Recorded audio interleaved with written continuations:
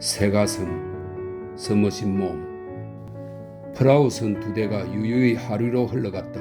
한 대가 다른 한 대를 몇 미터쯤 앞서갔고 앞선 배에는 백인 남자 둘이 앉아 있었다. 그들은 오늘 밤 문명세계의 집에서 묵을 생각에 기분이 좋았다.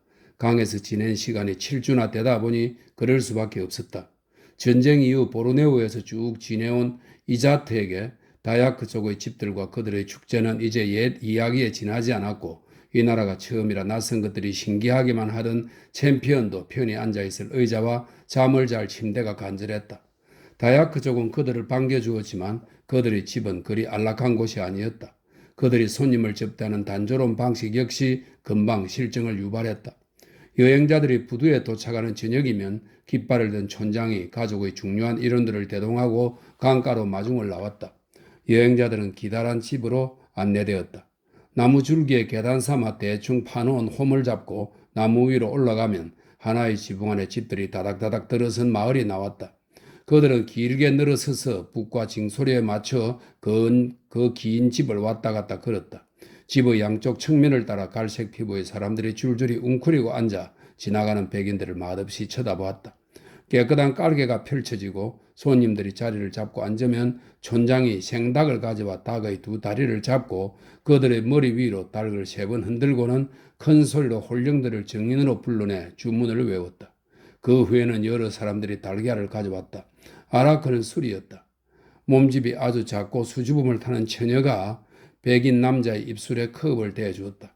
꽃송이처럼 우아하고 듬듬한 얼굴에 성직자의 면모가 어린 처녀였다. 술잔이 비면 커다란 함성이 터져나왔다. 남자들은 하나둘 춤을 추기 시작했다.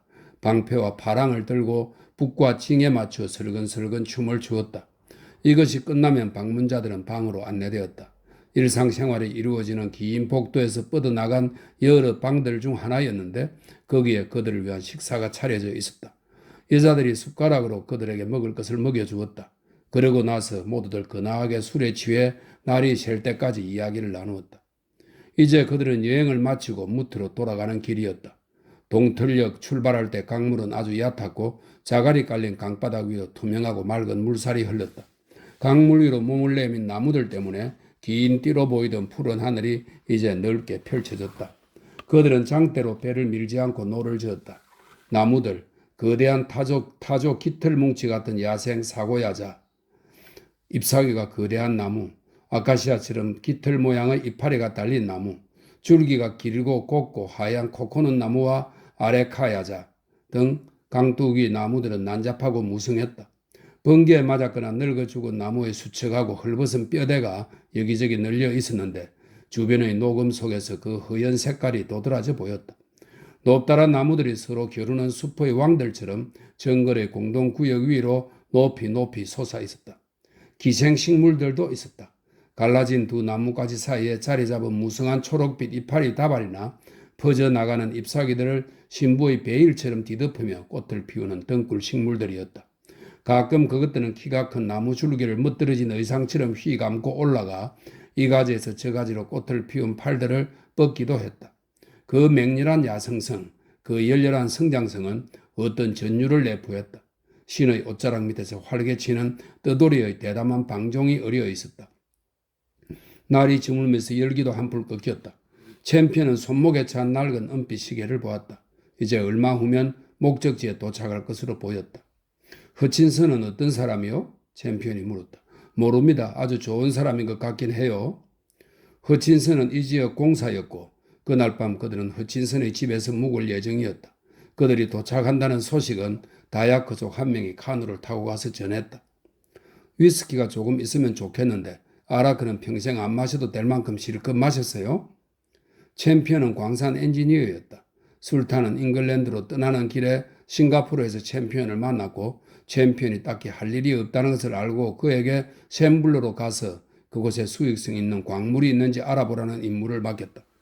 그리고 챔피언에게 모든 편의를 제공하려는 지시를 쿠알라솔로의 공사인 윌리스에게 내렸다. 윌리스는 이자트에게 챔피언을 수행하는 임무를 맡겼다. 이자트가 말레이어와 다야크어를 모두 원어민처럼 구사했기 때문이다. 이번에 3번째 내륙 탐험이었고 이제 챔피언은 보고서를 가지고 고국으로 떠나야 했다. 술탄 아흐마드는 이튿날 새벽에 이곳 강 어귀를 통과할 예정이라 그들에게는 술탄을 만날 기회였다. 운이 따라준다면 같은 날 오후에 쿠알라솔로에 도착할 수 있었다. 두 사람은 이곳에 온 것이 좋았다. 여기에는 테니스장과 골프장, 당구대를 구비한 클럽이 있었고 음식도 비교적 훌륭했다. 문명의 안락함이 있었다. 이자트는 챔피언 말고 어울릴 사람들이 생겨서 더더욱 좋았다. 그는 곁눈질로 챔피언을 보았다. 챔피언은 머리가 크고 대머리가 벗겨진 작은 남자였다. 50대였지만 강인하고 튼튼했다. 푸른 눈은 기민하고 반짝거렸고 덤성덤성하고 희끗희끗한 콧수염을 기르고 있었다. 부러지고 변색된 치아 사이에 거의 항상 파이프 담뱃대를 물고 있었다. 그는 깨끗하지도 단정하지도 않았다. 카키색 반바지는 너덜거렸고 러닝 셔츠는 찢어진 것이었다. 지금은 다 헤어진 토피를 쓰고 있었다. 18살 이후 전 세계를 헤집고 다닌 남자였고 남아프리카, 중국, 멕시코에도 있었다. 사교성이 좋고 말 주변도 좋았다. 누구를 만나든 술을 마시고 또 마실 태세가 되어 있었다. 두 사람은 아주 잘 지냈지만 이자트는 그와 있는 것이 한 번도 편한 적이 없었다. 둘은 농담을 주고받고 같이 웃고 같이 술에 취했지만 이자트는 그에게서 친밀감을 느낀 적이 없었다. 사이좋게 지내면서도 둘의 관계는 지인 이상으로 발전하지 못했다. 그는 타인의 눈에 비치는 자신의 모습에 대단히 민감한 남자였고 챔피언의 유쾌한 이면에서 어떤 냉정함을 느꼈다. 그 반짝거리는 푸른 눈은 그의 됨됨이를 대변했다.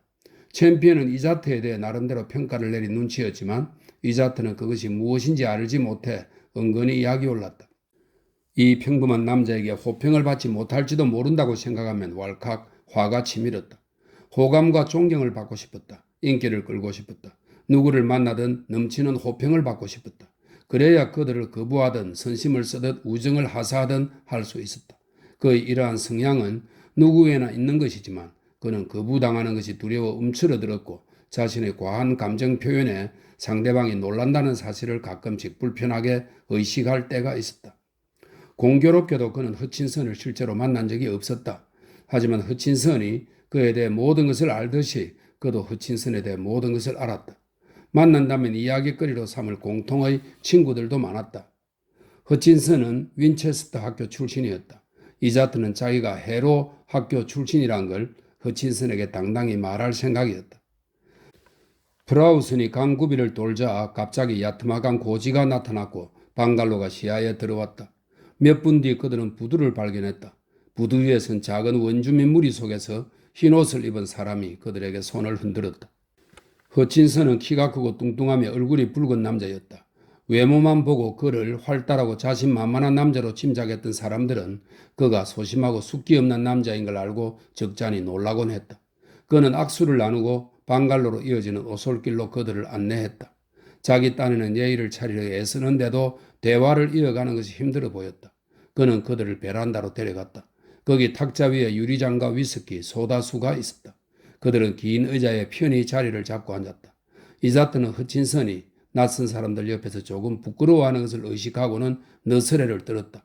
마음껏 말을 줄줄 쏟아냈다. 그는 쿠알라솔로의 공통된 지인들에 관해 말하기 시작했고 자기가 해로를 나왔다는 이야기로 자연스레 말머리를 돌렸다. 당신은 윈체스터를 나왔죠? 그가 물었다. 맞아요. 조지 파크를 아시려나 모르겠네요. 나와 같은 연대에 있었던 친구예요. 그 친구도 윈체스터 출신입니다. 당신보다는 나이가 적겠지만요. 이자트는 그들의 출신 학교가 그들을 이어주는 끊임을 느꼈다. 그런 특권을 누렸을 리 없는 챔피언은 그 인맥에서 제외되었다. 그들은 위스키를 두세 잔 마셨다. 이자트는 30분 만에 집주인을 허치라 부르기 시작했다. 그는 그의 연대 이야기를 많이 했다. 전쟁 중에 중대를 이끌었고 동료 장교들은 훌륭한 전우였다고 말했다. 그리고 허친슨이 잘 모르는 두세 명의 이름을 거론했다. 언급된 이들은 챔피언으로서는 전혀 마주칠 수 없는 그런 부류의 사람들이었다.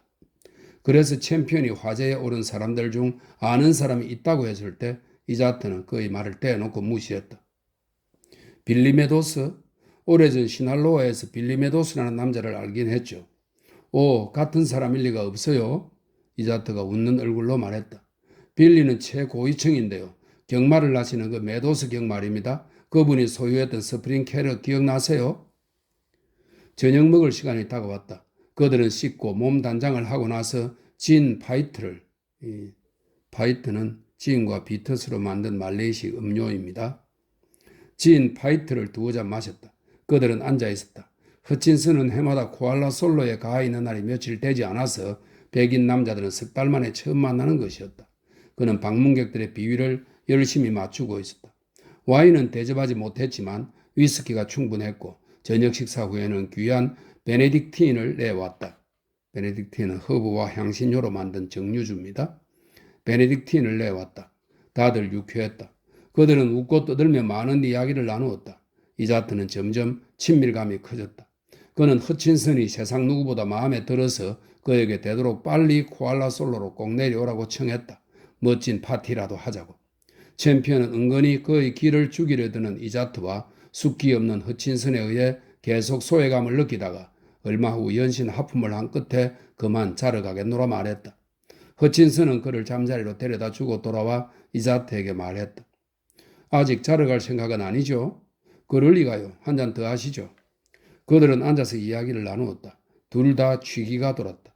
얼마 후 허친슨은 말레이 여자와 살고 있고 그녀에게서 아이를 둘 얻었다고 이자트에게 말했다. 챔피언이 여기 있는 동안 눈에 띄지 말라고 그들에게 당부했다는 것이다. 여자는 지금 잠들었을 거예요. 허친슨은 그렇게 말하며 한쪽 문을 흘끔 쳐다보았는데 이자트가 알기로 그 문은 허친슨의 침실로 통했다. 아이들은 아침에 보여드릴게요. 바로 그때 희미한 울음소리가 들렸다. 허친슨은 참 애가 깼구먼 하더니 그 문으로 가서 문을 열었다. 1, 2분 후 그는 아이를 품에 안고 방에서 나왔다. 여자가 뒤따라 나왔다. 이놈이 이가 나리는지 허친슨이 말했다. 통 잠을 못 자는군요. 여자는 사로움과 우도 차림의 맨발이었다. 어리고 검은 눈이 예쁜 여자였는데 이자트가 말을 걸자 밝고 상큼한 미소를 지어 보였다. 그녀는 앉아 담배 불을 붙였다. 이자트가 정중히 묻는 말에 부끄러운 기색 없이 담담히 대답했다. 허친슨이 그녀에게 위스키 소다를 마시겠냐고 물었지만 그녀는 사양했다. 두 남자가 다시 영어로 대화를 나누자 그녀는 의자에 앉아 몸을 살살 흔들면서 무슨 생각을 하는지 조용히 생각에 잠겼다. 아주 좋은 여자예요. 허친슨이 말했다. 살림도 하고 말썽도 피우지 않아요. 물론 이런 데서 달리 할 것도 없지만요. 나는 안 하렵니다. 이자트가 말했다. 결혼하고 싶은 사람이 생기면 그것이 발목을 잡을 거예요. 하지만 누가 결혼하겠다고 해야 말이죠. 백인 여자에겐 힘든 삶입니다. 난 백인 여자에게 여기 살자는 말 절대 못합니다. 물론 취향의 문제이긴 하죠. 나는 자식을 본다면 백인 여자에게서 낳을 생각입니다. 허친슨은 피부색이 짙은 어린아이를 품에 안고 내려다보았다. 그러고는 살며시 미소를 지었다. 이상하게 이놈들이 좋아집니다. 그가 말했다. 당신도 자식이 생기면 흑인의 피가 섞여도 상관없다는 걸 알게 될 겁니다. 여자가 아이를 쳐다보고는 일어서서 아이를 데리고 다시 자러 가겠다고 말했다. 이제 그만 다들 자러 가는 게 좋겠어요. 허친슨이 말했다. 시간이 얼마나 흘렀는지 모르겠군요. 이자트는 자기 방으로 가서 핫산이 닫아놓은 덧창을 열어젖혔다. 핫산은 그가 여행할 때 데리고 다니는 사내 아이였다. 그는 모기가 꼬일까봐 촛불을 불어 껐다. 그리고 창가에 앉아 부드러운 밤을 바라보았다. 위스키를 마신 탓에 잠이 달아나서 침대에 들 마음이 나지 않았다. 그는 면포 바지를 벗고 사롱을 걸친 뒤 골련에 불을 붙였다. 좋았던 기분이 언제 그랬느냐는 듯 사라졌다. 혼일인 자식을 품에 안고 예뻐하던 허친슨의 모습이 생각나 마음이 심란했다. 무슨 권리로 그 아이들을 가졌을까? 그는 중얼거렸다. 그 아이들은 세상에 쓸 자리가 없는데 절대. 그는 생각에 잠겨 털이 난 맨다리를 두 손으로 쓰다듬었다. 몸을 부르르 떨었다. 종아리 선을 만들어 보려고 가진 애를 썼는데도 다리는 여전히 막대기 같았다. 그는 자기 다리가 싫었다. 늘 그 다리가 못마땅했다. 원주민의 다리와 비슷해 보였다. 물론 승마를 하기에는 더할 나위 없는 다리였지만 그는 군복을 입으면 꽤나 근사해 보였다. 183cm가 넘는 큰 키에 힘도 좋았고 검은 콧수염과 검은 머리는 단정했다. 검은 눈은 멋지고 기민했다. 그는 잘생긴 남자였고 본인도 그것을 알았다. 옷맵시도 좋았다. 털털한 것이 멋질 때는 털털하게 입었고 때에 맞춰 말쑥하게 차려입을 줄도 알았다. 군대를 사랑했기 때문에 전쟁이 끝나고 군대에 남을 수 없었던 것은 그에게 큰 타격이 되었다. 그의 야망은 소박했다. 1년에 2,000파운드를 벌고 알차고 소소한 만찬회를 열고 파티에 가고 군복을 입을 수 있으면 그만이었다. 그는 런던을 동경했다. 물론 그곳에는 그의 어머니가 살고 있었다. 그에게 어머니는 걸림돌이었다. 그는 좋은 집안에 마땅한 신부감이 생길 경우 그쪽 집안의 어머니를 어떻게 알려야 할지 곤혹스러웠다. 아버지는 오래전에 죽었고 그가 근래 근무한 곳도 말레이 식민령의 오지 중의 오지였기 때문에 샘블루에는 어머니를 아는 사람이 없을 테지만 혹여 런던에서 어머니를 우연히 마주친 사람이 여기 사람들에게 편지를 보내 어머니가 혼혈인임을 알릴까봐 늘 두려웠다. 이자트의 어머니는 정부 엔지니어였던 아버지와 결혼할 때만 해도 아름다운 여인이었지만 지금은 머리가 희끗희끗 센 늙고 뚱뚱한 여자였고 온종일 앉아 줄담배만 피우댔다. 이자트는 12살 때 아버지를 여의었기 때문에 영어보다 말레이어를 더 유창하게 구사했다. 이자트의 고모뿔 되는 친척이 이자트의 교육비를 대겠다고 제안하자 이자트 부인은 아들을 데리고 잉글랜드로 갔다. 그녀는 가구가 딸린 아파트에서 주로 살았는데 동양의 직물과 말레이 은제품으로 꾸며진 방은 후덥지근하고 갑갑했다.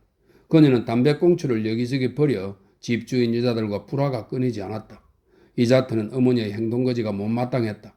한동안은 집주인 여자와 더없이 살갑게 지내다가 돌연 사이가 틀어져 한바탕 소란을 피운 후 여발한 듯이 집을 나오곤 했던 것이다.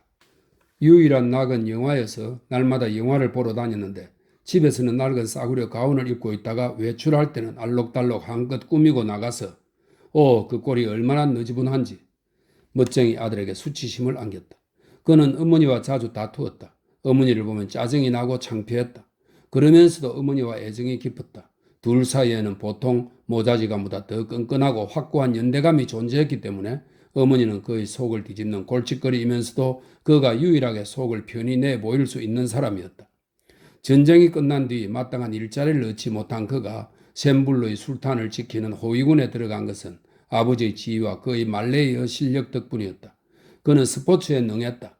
강인하고 훌륭한 스포츠맨이었다. 쿠알라솔로의 숙소에는 그가 해로에 다닐 때 따낸 달리기와 뛰기 종목 우승컵들이 있었고 이후 따낸 골프와 테니스 상패들도 있었다. 파티장에서는 가벼운 이야기를 자유자재로 나누는 언변으로 활약이 컸다. 그의 쾌활함은 윤활유로 작용했다. 그는 행복하지 못할 이유가 없는데도 불행했다. 인기를 끌고 싶은 마음이 너무나 컸고 그 욕망이 어느 때보다도 강렬했지만 자신의 인기가 시들해졌다는 느낌을 지울 수 없었다. 쿠알라솔로에서 허물없이 지내는 남자들 중에 그가 원주민 혈통일지 모른다고 의심하는 자가 없을지 걱정스러웠다. 만약 그들이 그 사실을 알게 된다면 어떻게 나올지 훤히 보였다.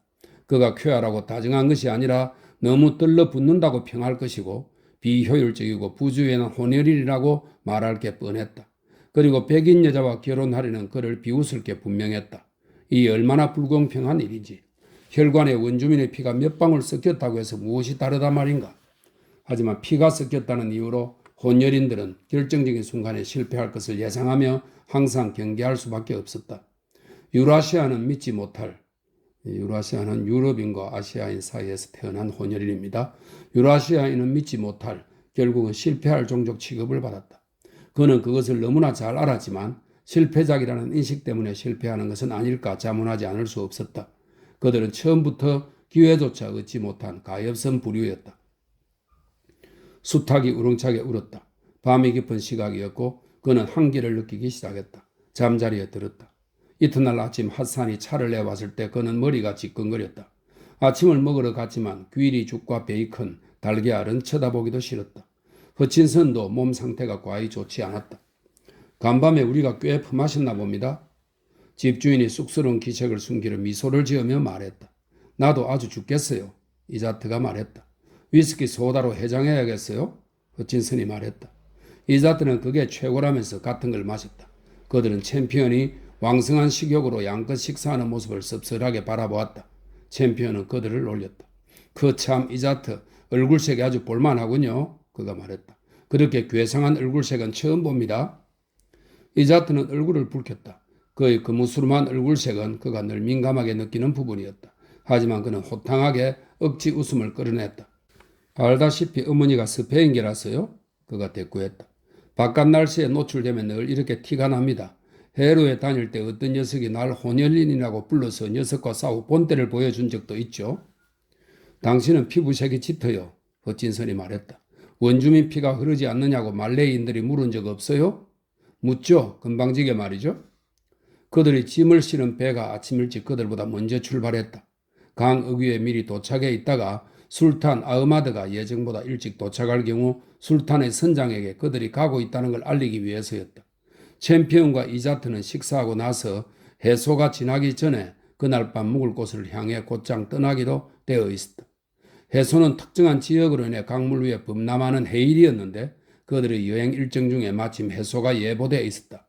간밤에 허친슨은 그들에게 해소 이야기를 해주었고 해소를 한 번도 본 적 없는 챔피언은 기대가 컸다.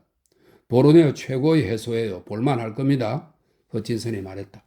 그는 원주민들이 해소가 올 때를 기다렸다가 강물을 타고 치솟아 물마르로 올라가는데 그 속도가 무시무시해서 숨이 막힌다고 말했다.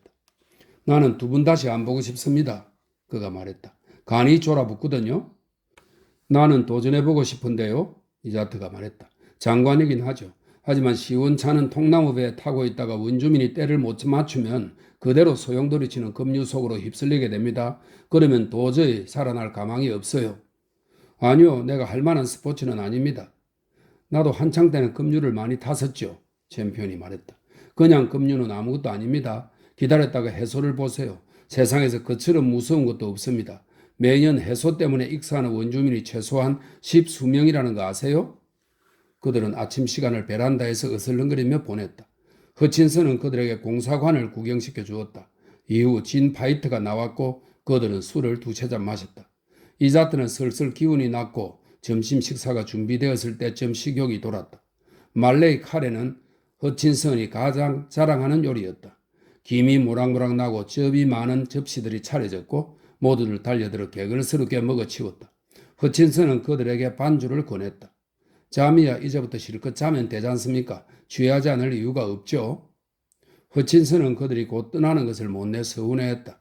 이야기를 나눌 백일 남자들이 또 언제 오겠나 싶어 식사 시간을 질질 끌었고 그들에게 이것저것 먹어보라고 권했다. 그날 밤 그들이 묵을 곳은 공용 숙소였고 마실 술은 아라크뿐이었다. 그들은 누릴 수 있을 때 최대한 누리기로 했다. 챔피언이 그만 출발해야 한다고 한두 번 말을 꺼냈지만 허치슨과 한껏 기분이 오른 이자트는 챔피언에게 시간은 충분하다고 장담했다. 허친슨은 귀한 베네딕틴 병을 내오게 했다. 그들은 간밤에 딴 술병이니 마저 해치우고 떠나기로 했다. 허친슨이 그들과 함께 강가로 내려갔을 때는 모두들 유쾌했고 똑바로 걷지 못했다. 배 중앙에 니파야자 차양이 있었고 그 밑에 허친슨이 지시한 깔개가 깔려 있었다. 노를 저어 백인들을 데려갈 사공들은 감옥에서 차출되어 온 죄수들로 감옥 문양이 찍힌 거무칙칙한 사롱을 두르고 있었다. 그들은 노 앞에서 대기 중이었다. 이자트와 챔피언은 허친슨과 악수를 나눈 뒤 깔개 위에 주저앉았다. 배가 무태서 밀려 출발했다. 넓고 잔잔하게 흐르는 혼탁한 강물은 화창한 오후의 햇살에 광택을 낸 노새 같았다. 저 멀리 앞쪽에 초록빛 나무들이 우거진 강둑이 보였다. 그들은 현기증이 났다. 하지만 이자트는 몸이 늘어지는 느낌이 나른하고 좋아서 골련을 한 대 다 피울 때까지 졸음을 참아보기로 했다. 마침내 꽁초까지 다 탄 담배에 손가락이 뜨거워지자 그는 꽁초를 강물 속으로 내던졌다. 잠깐 눈 좀 붙일게요. 그가 말했다. 해소는 어쩌고요? 챔피언이 물었다. 괜찮아요. 그건 걱정 안 해도 됩니다. 그는 길고 요란하게 하품을 했다.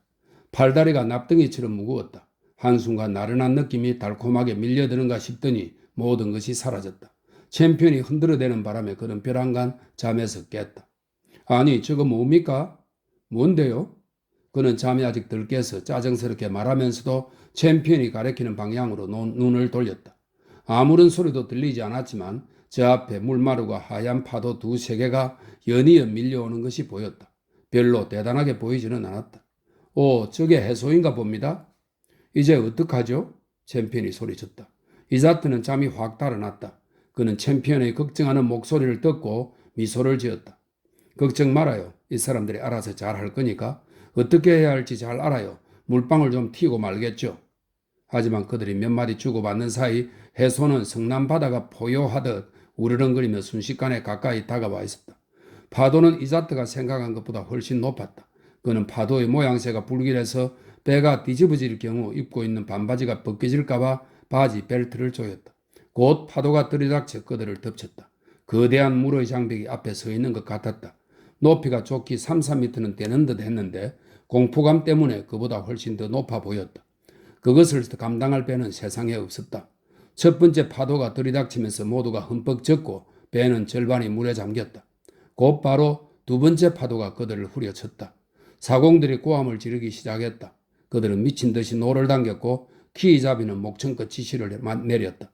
하지만 밀려드는 급류 속에서 그들은 속수무책이었다. 순식간에 배가 통제력을 잃는 모습은 두려운 광경이었다. 배는 물살에 배전 쪽이 앞으로 돌아간 뒤 빙글빙글 뒤집어지면서 끌려가다가 해수의 물마루로 올라갔다.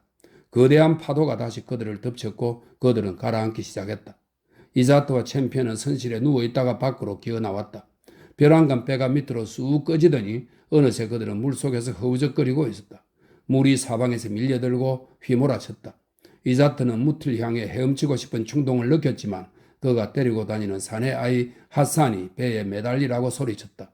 모두들 1, 2분쯤 그렇게 했다. 괜찮아요? 챔피언이 그에게 소리쳤다. 네, 시원하게 목욕 중이요. 이자트가 말했다. 그는 해소가 강물을 거슬러 올라가는 중이므로 파도가 곧 지나가고 몇 분 뒤면 해소를 벗어난 잔잔한 강물에 있게 될 것이라고 생각했다. 하지만 그는 그들이 물마루에 실려가고 있다는 것을 잊고 있었다. 파도들이 그들을 덮쳤다. 그들은 배전과 나파야자 차양을 지지하는 아래쪽 구조물에 매달렸다. 그때 더 거대한 파도가 배를 때리면서 배가 뒤집어져 그들 위로 떨어져 내렸고 그들은 잡았던 것을 놓치고 말았다. 잡을 만한 것은 미끌미끌한 바닥뿐이어서 이자트의 손은 속절없이 미끌거리는 표면 위를 긁어댔다. 하지만 배는 계속 뒤집어졌고 그는 필사적으로 배전을 잡으려 했지만 배가 계속 굴렀기 때문에 연신 헛손질을 하다가 간신히 차양의 털을 붙잡았다. 배는 천천히 돌고 또 돌았다. 그는 다시 바닥에서 붙잡을 것을 찾았다. 배는 진절이 나도록 규칙적으로 돌고 돌았다. 그는 모두가 배의 한쪽에 매달려 있어 그렇다는 생각이 들어서 사공들을 반대편으로 보내려 했지만 그들을 이해시킬 수가 없었다. 너도 나도 고함을 질렀고 파도는 우르릉 사납게 표회하며 그들을 후려쳤다. 배가 그들 위로 뒤집어질 때마다 이자트는 물속으로 처박혔다가 배전과 차량의 털을 붙잡고 물 위로 올라올 수 있었다. 필사의 몸부림이었다. 곧 그는 숨이 턱까지 차올랐고 진이 빠지는 느낌이 들었다. 이대로는 얼마 못 버티겠다는 생각이 들었지만 두렵지는 않았다. 힘이 빠질 대로 빠져서 될 대로 되라는 심정이었기 때문이다. 그의 옆에는 하산이 있었다. 그는 하산에게 기운이 바닥나고 있다고 말했다. 그의 생각에는 무트로 과감히 헤엄치는 것이 최선이었다.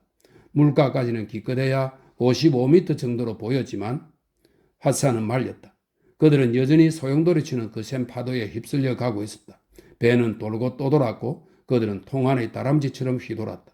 이자트는 물을 많이 삼키고 이제 끝이구나 하고 생각했다.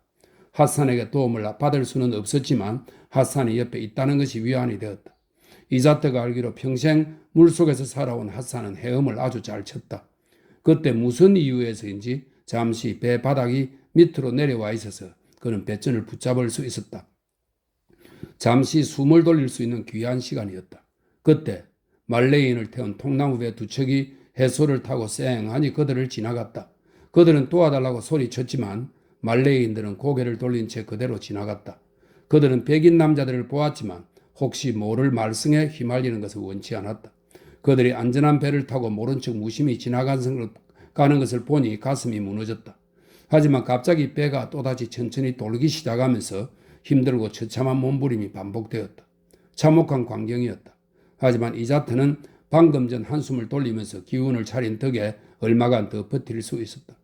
하지만 다시 숨이 턱까지 차올라 가슴이 터질 것 같았다. 완전히 녹초가 되었고 육지까지 헤엄쳐갈 힘이 남아있는지도 의문이었다. 갑자기 고함 소리가 들렸다. 이자트 도와줘 도와줘. 챔피언의 목소리였다. 고통스러운 비명소리였다. 그 소리는 이자트의 담력을 꺾어버렸다. 챔피언이 어찌되든 나 알 바 아니잖아. 두려움이 그를 사로잡았다. 짐승의 맹목적인 두려움. 그것이 그에게 새로운 힘을 불어넣었다. 그는 대답하지 않았다. 나 좀 도와줘. 빨리. 이자트는 하산에게 말했다. 하산은 그의 말을 즉시 알아들었다.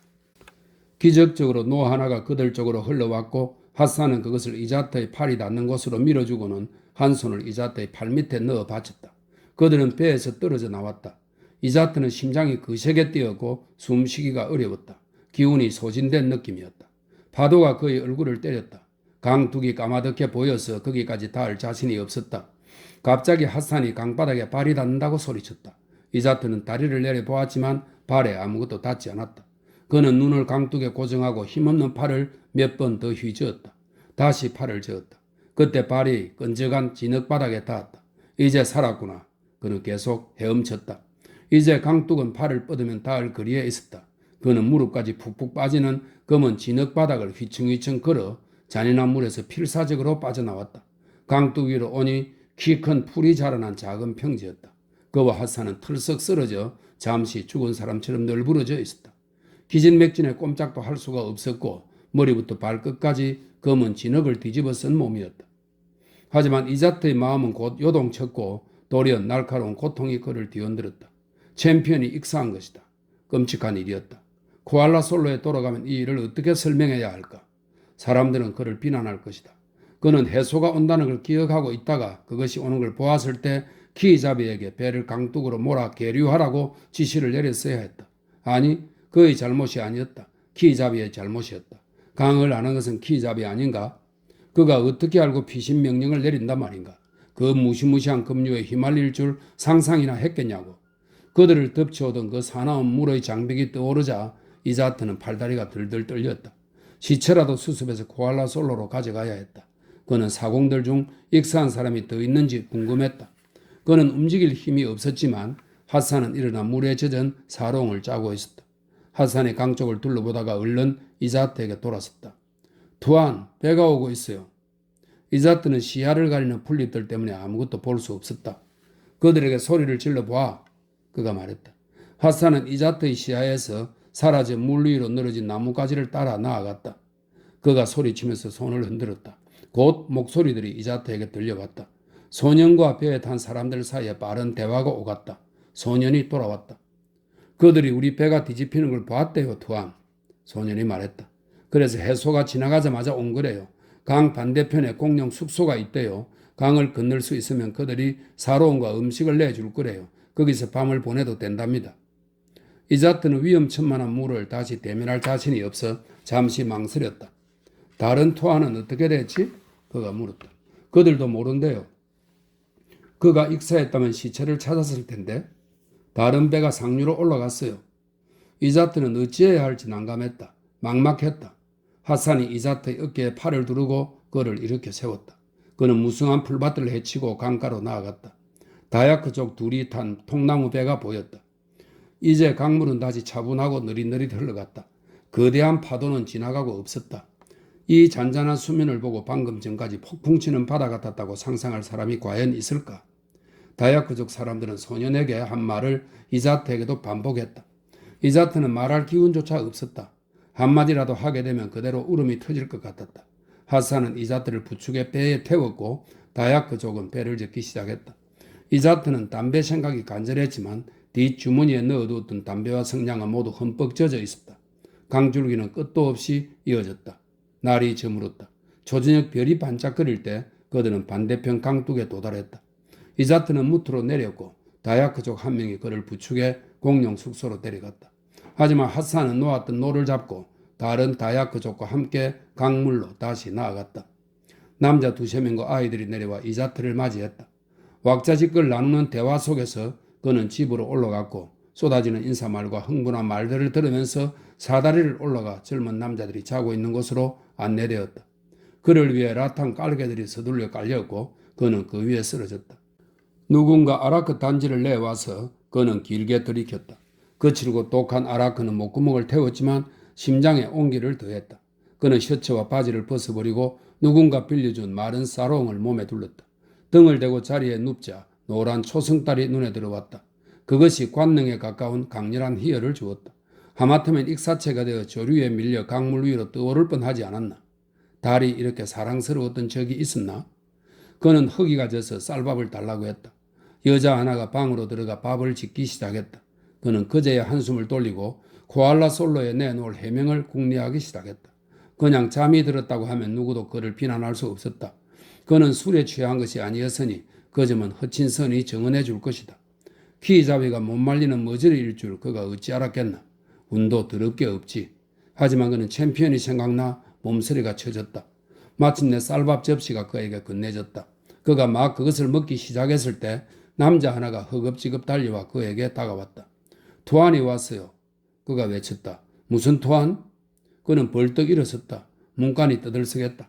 그는 앞으로 나섰다. 어둠 속에서 하산이 빠른 걸음으로 그에게 다가오고 있었다. 그때 어떤 목소리가 들려왔다. 이자트, 거기 있어? 챔피언이 그에게 다가왔다.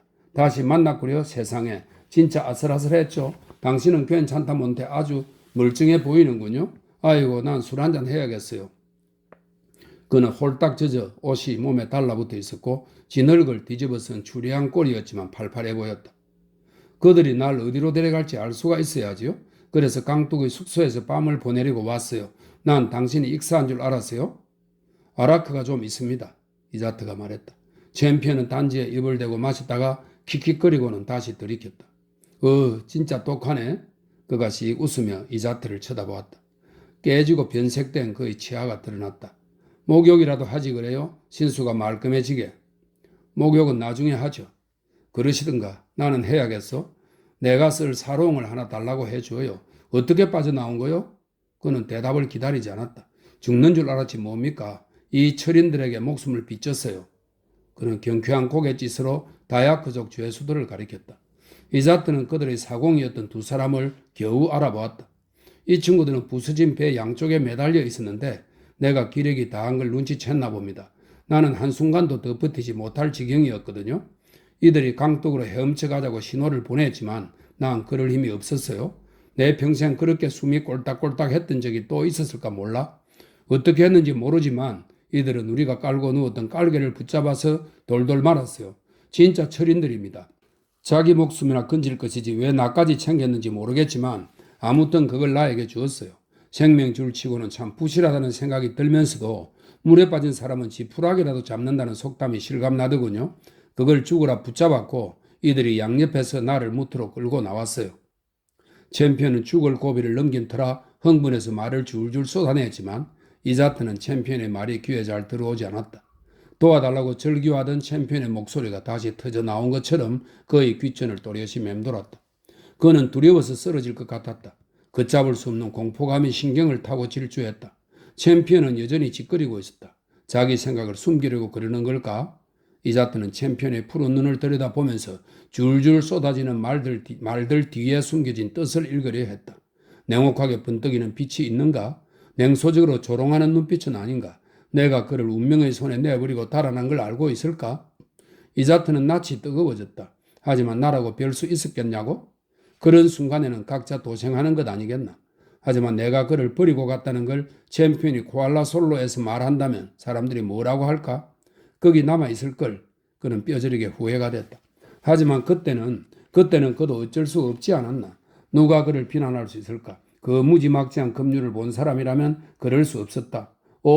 그 물에서 얼마나 힘겨웠는지 울지 않은 것만도 다행이었다. 배가 고프면 이 쌀밥이라도 조금 들어요. 그는 말했다. 챔피언은 개걸스럽게 먹었지만 이자트는 한두 입 먹고 나니 더 이상 식욕이 나지 않았다. 챔피언은 말을 하고 또 했다. 이자트는 의심하는 마음으로 가만히 듣기만 했다. 경계를 늦춰서는 안 될 것 같았다. 그는 아라크를 더 마셨다. 취기가 조금 돌았다. 나는 코알라 솔로에서 곤욕을 치르게 될 겁니다. 그는 주저하며 말했다. 그럴 이유가 없잖아요. 당신을 지키라는 지시를 받았는데 당신이 익사할 뻔했으니 내가 일을 똑바로 못했다고 생각하겠죠. 당신 잘못이 아니에요. 그 망할 키잡이 탓이죠. 어차피 우리가 목숨을 구했다는 게 중요한 것 아니겠습니까? 아후, 정말 죽는구나 싶었던 순간이 한 번 있긴 했어요. 그때 당신에게 소리쳤죠. 당신이 내 말을 들었는 일은 모르겠지만.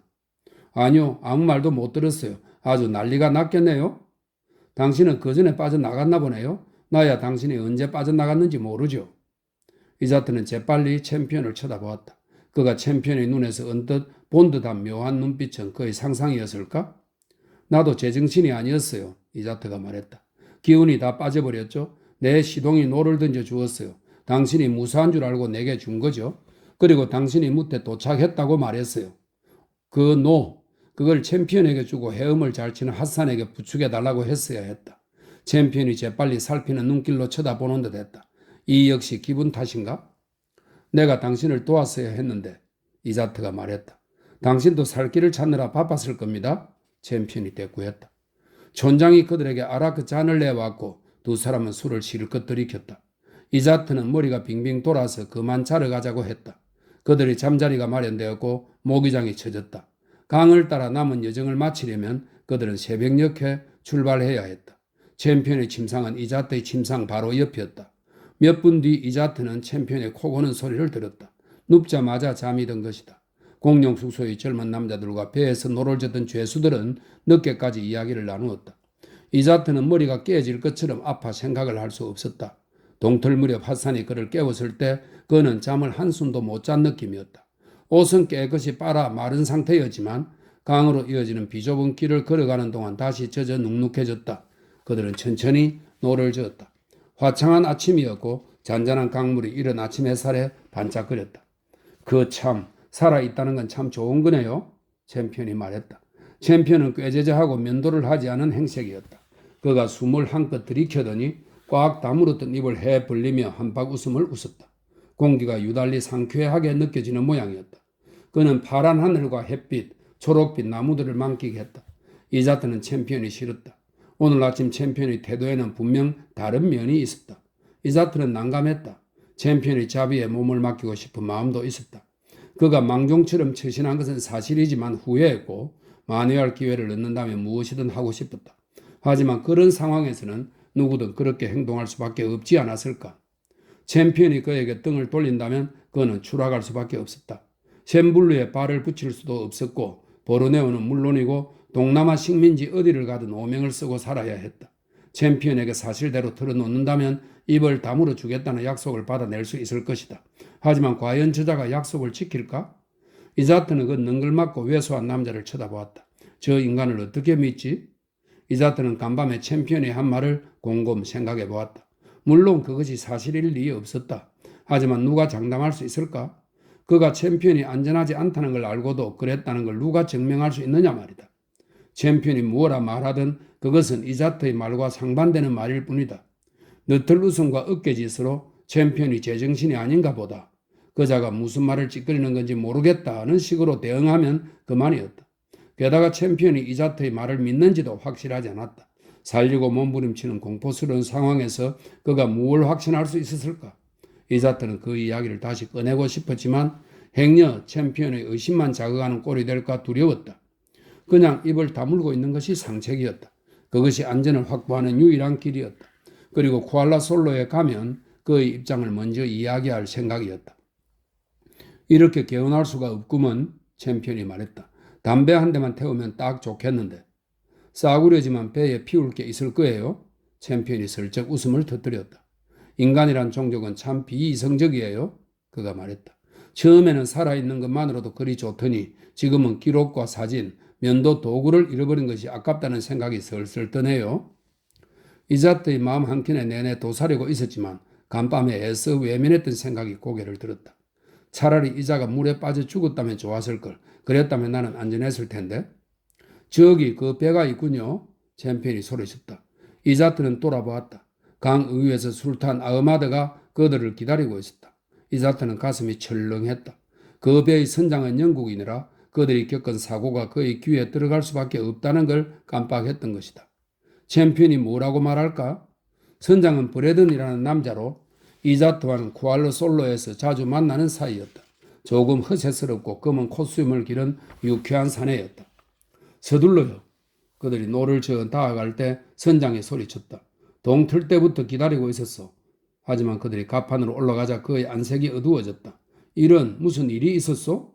술 좀 주시오. 모두 얘기해 드릴 테니까. 챔피언이 빗다간 웃음을 지으며 말했다. 따라오시오. 그들은 차양 밑에 앉았다. 탁자 위에 위스키 병과 소다수, 유리잔이 놓였다. 선장이 지시를 내리자 몇 분 만에 배는 다시 항해에 나섰다. 해소가 우리를 덮쳤어요. 이자트가 말했다. 그는 무슨 말이든 해야 할 것 같았다. 술을 마셨는데도 입안이 바짝바짝 탔다. 그래요? 익사하지 않았으니 정말 다행이군요. 어떻게 된 겁니까? 선장은 이자트와 아는 사이였기에 이자트에게 말했지만 챔피언이 나서서 대답했다. 그는 사건의 전말을 정확하게 설명했고 이자트는 긴장한 채 가만히 듣고 있었다. 챔피언은 매번 이야기의 주체를 복수형으로 칭하다가 그들이 물속으로 내던져졌을 때부터는 단수형으로 바꾸었다. 처음에는 그들이 무엇을 했는가를 말했지만 이제는 그에게 무슨 일이 일어났는지를 말했다. 이자트는 완전히 배제되었다. 이자트는 안심해야 할지 놀라야 할지 알 수 없었다. 왜 내 이야기를 하지 않는 걸까? 죽음과 사투를 벌이느라 자기 말고는 아무것도 안중에 없었던 걸까? 아니면 혹시 알고 있나? 그나저나 당신은 어떻게 된 거요? 브래든 선장이 이자트를 돌아보며 말했다. 이자트가 말을 하려는데 챔피언이 끼어들어 대답했다. 강가로 건너갔을 때만 해도 나는 이 양반이 익사한 줄 알았어요. 이 양반이 어떻게 빠져나왔는지 지금도 모르겠어요. 이 양반도 아마 잘 모를 겁니다. 챔피언, 이자는 왜 이런 말을 하는 걸까? 이자트는 그와 눈이 마주쳤다. 그제야 그는 챔피언의 눈에서 반짝거리는 즐거운 눈빛을 확인할 수 있었다. 확신하지 못했을 때는 찝찝했는데 이제는 덜컥 겁이 났다. 수치스러웠다. 이자트는 지금이든 나중이든 어떻게든 말머리를 돌려서 챔피언이 코알라 솔로에서도 이야기를 이런 식으로 할지 떠보기로 했다. 챔피언의 이야기에는 의심을 살 만한 구석이 전혀 없었다. 하지만 다른 사람은 몰라도 챔피언은 알고 있었다. 이자트가 그를 죽게 두었다는 것을. 둘 다 살아있는 걸 천운으로 아시오. 선장이 말했다. 코알라 솔로까지 뵙기는 얼마 되지 않았다. 샘블루 강을 따라 올라가는 전기선 위에서 이자트는 시무룩하게 강둑을 바라보았다. 강둑 양쪽으로 물살에 쓸리는 맹그로브와 니파 야자가 보였고 그 뒤쪽의 무성한 초록빛 밀림 속 과실나무들 사이사이로 빽빽이 떨어선 말레이 집들이 눈에 들어왔다. 땅거미가 내릴 무렵 그들은 배를 부두에 댔다. 경찰관 괴링이 배에 올라 그들과 악수를 나누었다. 그는 그들이 묵을 숙소에서 지내고 있었다. 괴링은 원주민 승객들을 검사하는 업무를 시작하면서 포트라는 이름의 남자도 같이 묵고 있으니 만나게 될 거라고 말했다. 다 같이 식사 자리에서 만나게 될 거라고. 시동들은 장비를 챙겼고 챔피언과 이자트는 슬슬 걸어갔다. 그들은 목욕을 하고 옷을 갈아입었다. 8시 30분에 네 사람은 거실에 모여 진 파이트를 마셨다. 브래든에게 듣자니까 물에 빠져 죽을 뻔했다면서요? 괴링이 들어오면서 말했다. 이자트는 얼굴이 화끈거렸다. 하지만 그가 뭐라 말하기 전에 챔피언이 나서서 대답했다. 이자트가 보기에 챔피언은 말하기로 선택한 내용만 말하는 것 같았다. 이자트는 수치심으로 얼굴이 뜨거워졌다. 그를 깎아내리는 말 한마디 없었고 그는 언급조차 되지 않았다. 이자트는 이야기를 듣는 괴리인과 포트를 보면서 그가 배제된 이야기가 두 남자에게 이상하게 들리지 않을까 생각했다. 그리고 이야기를 늘어놓는 챔피언을 주시했다. 챔피언은 우스갯소리를 섞어가면서 이야기를 했다. 그들이 처했던 위험한 상황을 꾸밈없이 말했지만 우스꽝스럽게 가공했기 때문에 두 남자는 그들이 궁지에 몰린 이야기를 듣고 웃음을 터뜨렸다. 지금도 그 생각만 하면 웃음이 납니다. 챔피언이 말했다. 강둑으로 건너가서 보니까 머리부터 발끝까지 온몸이 진흙으로 까맣지 뭡니까? 강물에 뛰어들어 씻고 싶었지만 그 지긋지긋한 강물에서는 구를 만큼 굴렀다 싶어서 이렇게 혼자 말을 했죠. 아니야, 에휴, 그냥 더러운 꼴로 있지. 그러고 나서 공룡 숙소로 들어갔더니 똑같이 까만 꼴을 한 이자트가 보이지 뭐예요? 저 양반도 나랑 같은 심정이었구나 싶더라고요. 그들은 와하하 웃었고 이자트도 어쩔 수 없이 따라 웃었다. 이제 보니 챔피언은 술탄 아흐마드의 선장에게 했던 말을 그대로 하고 있었다. 그가 보기에 이것을 설명할 길은 하나뿐이었다. 알고 있는 거야. 이 인간이 모든 걸 알면서도 말하기로 마음먹은 내용만 이야기하는 거야. 챔피언은 이자트가 비난받을 만한 면은 쏙 빼고 사실대로 이야기하는 재간이 대단했다. 하지만 왜 내 편을 들어주는 걸까? 절체절명의 순간에 냉정히 등을 돌린 남자에게 경멸과 분노를 느끼지 않을 리 없을 텐데 이자트는 문득 짚히는 데가 있었다. 진실은 공사 윌리스에게만 말하기로 했구나. 이자트는 윌리스를 대면할 생각을 하니 소름이 돋았다. 그로서는 부인해야겠지만 그가 부인한다고 소용이 있을까? 윌리스는 바보가 아니니 분명 핫산을 부를 것이다. 핫산이 입을 다물 거라고 장담할 수 없었다. 그를 배신할 수도 있었다. 그렇다면 그는 끝장난 셈이었다. 윌리스는 그를 고국으로 돌려보낼지도 몰랐다. 이자트는 머리가 깨질 듯 아파서 저녁을 먹은 뒤 방으로 갔다. 혼자 시간을 보내면서 앞으로의 행동을 모색하기 위해서였다. 그는 문득 어떤 생각이 떠올라 열통이 터졌다가 소름이 돋았다. 누구도 모르게 오랫동안 지켜온 비밀을 그 작자가 눈치챈 것이다. 갑자기 이자트는 그렇다는 확신에 사로잡혔다. 이자트의 눈은 연한 색인데 피부색은 왜 거무스름할까? 왜 말레이어를 유창하게 구사하고 다야크도 그렇게 빨리 배웠을까? 사람들이 모를 리 없었다. 할머니가 스페인 혈통이라는 변명이 먹힐 거라고 생각했다니 내가 바보였다. 내가 그 말을 했을 때 속으로 비웃고 내 뒤에서 나를 망할 끔둥이라고 불렀겠구나. 또 다른 생각이 떠올라 이자트를 괴롭혔다. 그는 자문했다. 살려달라는 챔피언의 외침을 들었을 때 내 용기가 꺾인 것은 그 더러운 원주민의 피 때문이었나? 하지만 그런 순간에는 누구라도 겁을 먹는 것 아닌가? 도대체 왜 내가 아무런 정도 없이 없는 남자를 위해 목숨을 바쳐야 하지? 그건 미친 짓이다. 하지만 쿠알라솔로 사람들은 그럴 줄 알았다고 말할 것이고 전혀 아량을 베풀지 않을 것이다. 그는 침대에 누웠지만 이리저리 뒤척였다. 그렇게 뒤척이면서 얼마나 시간이 흘렀을까? 겨우 잠이 들었다가 무서운 꿈을 꾸고 잠에서 깨어났다. 꿈에서 그는 포효하는 급류에 휘말려 돌고 도는 배 안에 다시 있었다. 필사적으로 뱃전에 매달리는 느낌, 손이 뱃전에서 미끄러지는 고통, 그를 덮치며 우르렁거리는 물이 느껴졌다. 그는 동이 틀 때까지 뜬 눈으로 밤을 지샜다. 그가 살 길은 윌리스를 만나 먼저 이야기를 하는 것뿐이었다. 그는 어떤 말을 어떻게 써서 어떻게 말할지 곰곰이 궁리했다. 이자트는 일찌감치 일어나 챔피언과 마주치지 않으려고 아침도 거르고 밖으로 나갔다. 그는 큰 길을 따라 걷다가 공사가 공관에 출근했을 시간이 되자 온 길을 되돌아갔다. 그는 자기 이름을 대고 윌리스의 방으로 안내되어 들어갔다. 윌리스는 체구가 작고 나이가 지긋한 남자로 반백의 머리는 숱이 적었고 얼굴은 길고 누르끼리했다. 무탈하게 돌아왔으니 다행일세. 그는 이자트와 악수를 나누며 말했다. 듣자니까 물에 빠져 죽을 뻔했다면서? 깨끗한 면포 바지와 토피 차림의 윌리스는 신수가 훤한 남자였다. 검은 머리는 말끔히 빗어 넘겼고 콧수염도 깔끔히 정리되어 있었다. 몸가짐은 꼿꼿하고 군인다웠다. 즉시 공사님께 와서 보고를 들어야겠다는 생각이 들었습니다. 공사님께서 챔피언을 호위하라고 하셨으니까요. 말해보게. 이자트는 자기 입장에서 이야기했다. 윌리스가 대단한 일은 아니었다는 식으로 이해하게끔 위험을 축소해 말했다. 애초에 그리 늦게 출발하지만 않았어도 배가 전복되지 않았을 거라고. 챔피언을 데리고 더 일찍 출발하려 했지만 그 사람이 술을 두세 잔 마셨습니다. 솔직히 그 사람이 일어나지 않으려 했어요. 많이 취했었나? 그건 모르겠습니다. 이자트는 유쾌하게 미소를 지었다. 정신이 아주 말짱했다고는 할 수 없지만요. 그는 이야기를 계속했다. 챔피언이 흥분해 허둥거렸다는 것을 은근히 암시했다. 수영 실력이 뛰어나지 않은 남자에게는 틀림없이 두려운 일이었을 거라면서 그는 본인보다 챔피언에게 더 주의를 기울였으며 침착해야 기회가 생긴다는 것을 알고 있었고 배가 전복되었을 때 챔피언이 겁을 먹은 것을 보았다고 말했다.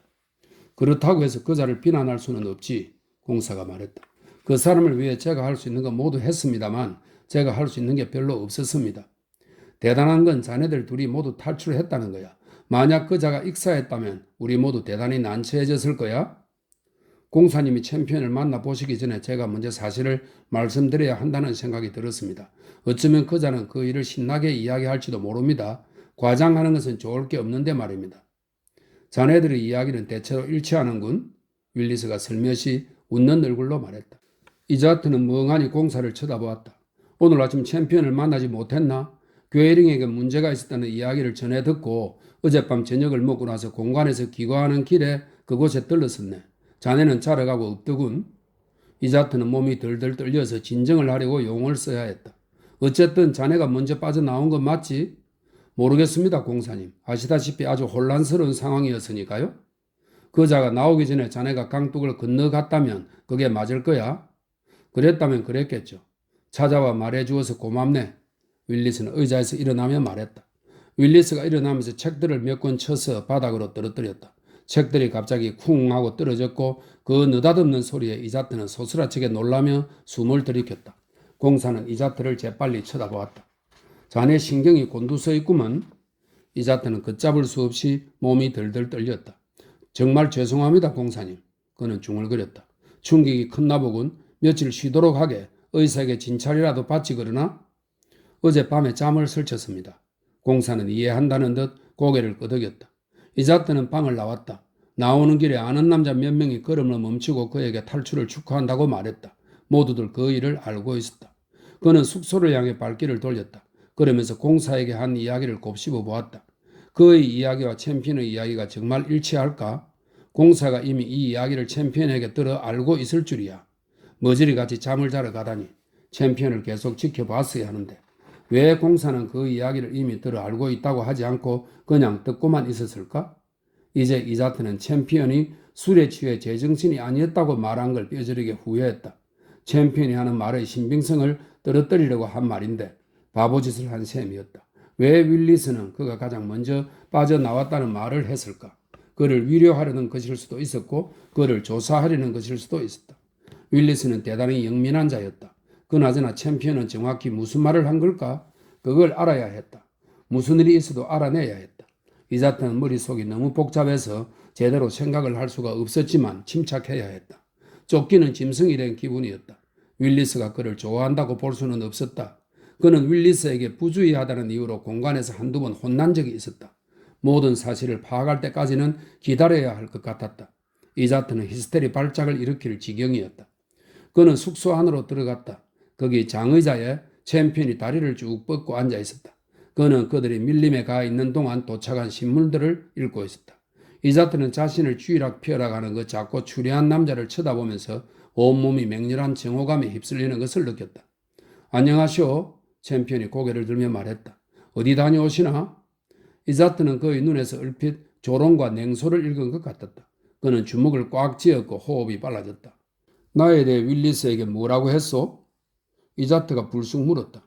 그가 느닷없이 너무나 거친 말투로 물었기 때문에 챔피언은 살짝 놀란 눈으로 그를 쳐다보았다. 당신 이야기는 거의 하지 않은 듯 합니다만 왜요? 윌리스가 간밤에 왔었다면서요. 이자트는 그를 빤히 쳐다보았다.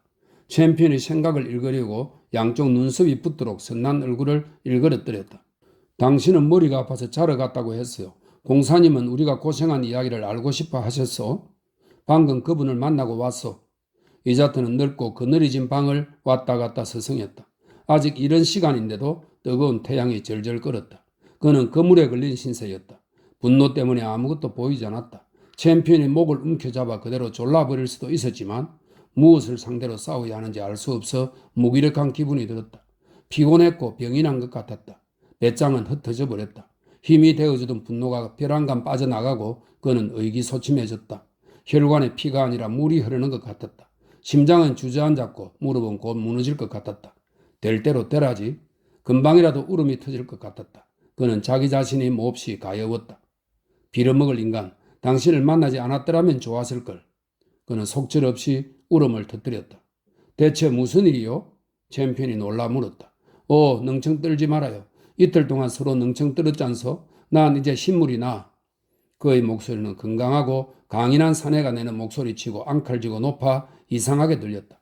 지긋지긋하단 말이오. 그래, 내가 당신을 버리고 도망쳤어. 당신이 익사하게 놔두었다고. 내가 잡놈처럼 행동한 거 알아. 나도 어쩔 수가 없었어. 챔피언은 의자에서 천천히 일어섰다. 대체 무슨 소리를 하는 거야? 그의 목소리는 진심으로 놀란 기색이 역력해서 이자트는 깜짝 놀라고 말았다. 소름이 그의 덩어리를 타고 흘렀다. 당신이 도와달라고 소리쳤을 때 나는 두려워 제정신이 아니었어. 그래서 그냥 노를 붙잡고 하산의 도움을 받아 빠져나왔어. 지극히 현명하게 행동을 하셨구먼. 당신을 도울 수가 없었어. 그럴 처지가 아니었다고. 왜 아니겠어? 소리친 내가 등신이었구먼. 그때 내 뱉은 숨조차 아까워. 얼마나 숨이 찼었는데. 몰랐다는 말이야? 그 남자들이 내게 깔개를 주었을 때 난 당신이 배에 매달려 있는 줄 알았어. 내가 당신보다 먼저 빠져나왔다고 생각했지. 이자트는 두 손으로 얼굴을 가리고 비참하게 헉헉 울었다. 아후, 이런 바보 천치 같으니.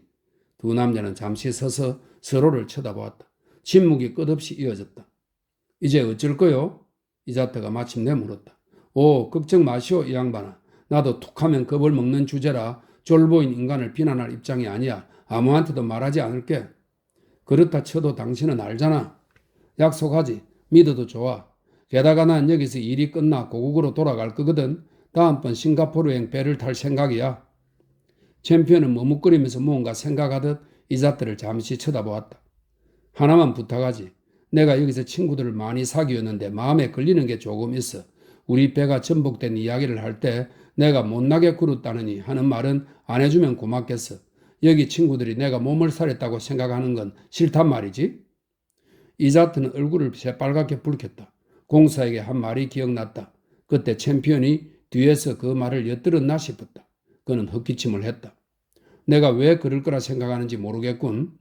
챔피언은 사람 좋은 웃음을 킥킥 웃었다. 그의 푸른 눈에 즐겁고 명랑한 눈빛이 돌았다. 새가슴이 뻔하지. 그는 그렇게 대답하고는 활짝 웃어 깨지고 변색된 치아를 드러냈다. 담배나 한 대 태우자고 친구.